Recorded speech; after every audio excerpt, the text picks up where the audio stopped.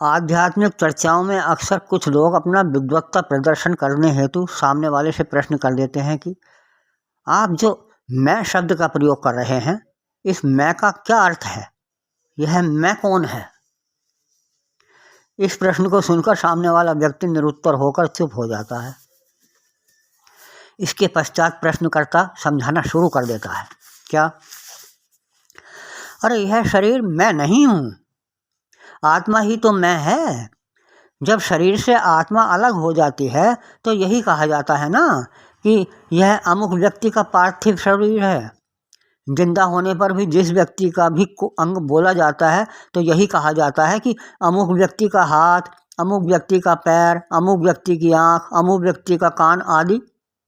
जबकि सभी अंगों को, यहाँ तक कि पूरे शरीर को भी अमुक व्यक्ति का बोला जाता है, तो आखिर यह व्यक्ति कौन है? अरे वह है आत्मा। मैं आत्मा ही तो है। मैं भी आत्मा हूँ, आप सब भी आत्मा हैं। ये मैंने कही है अब तक उन कथित विद्वत्ता प्रदर्शन करने वालों की बात। उनका भाषण मैंने आपको बोला है। अब मैं अपनी बात कहता हूँ, ऐसा नहीं है। ऐसा कहना या सोचना मेरे विचार से गलत है। मात्र आत्मा ही मैं नहीं है। फिर मैं या अमुक क्या है? देखिए, वास्तव में मन, मस्तिष्क और आत्मा यदि है, यानी आत्मा यदि है, तो मुझे संदेह नहीं, बल्कि मैं मानता ही नहीं आत्मा का अस्तित्व।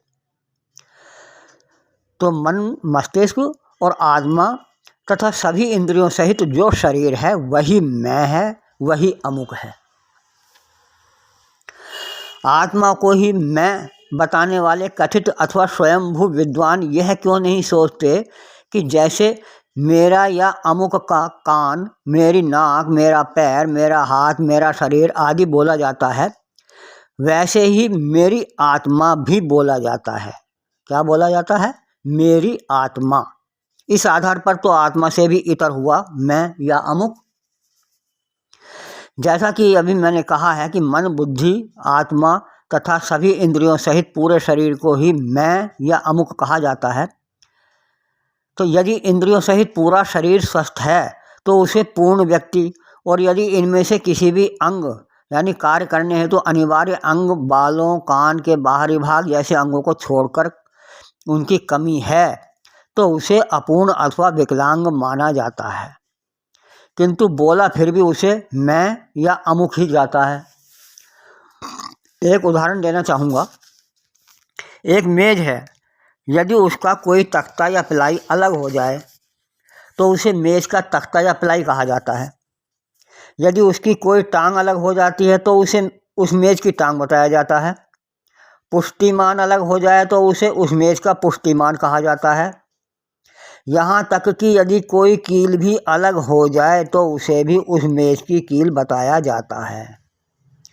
इस प्रकार यदि उस मेज का कोई भी अंग अलग हो जाता है तो उसे उस मेज का ही बताया जाता है। और अलग ही क्यों, यदि सभी अंग जुड़े हैं तब भी उन्हें अलग अलग नाम लेकर उस मेज का बताया जाता है।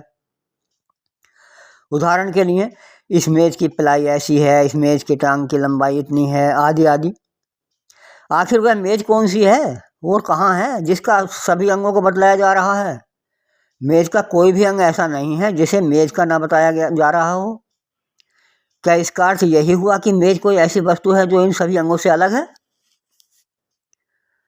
नहीं, ऐसी कोई वस्तु नहीं है। सच यह है कि जब सभी पुर्जे यानी उसके सभी अंग आपस में व्यवस्थित रूप से जुड़े हों तो वही पूर्ण मेज कहलाती है, और जब उसका कोई पुर्जा यानी अंग टूट जाए या अलग हो जाए तो अपूर्ण अर्थात विकलांग।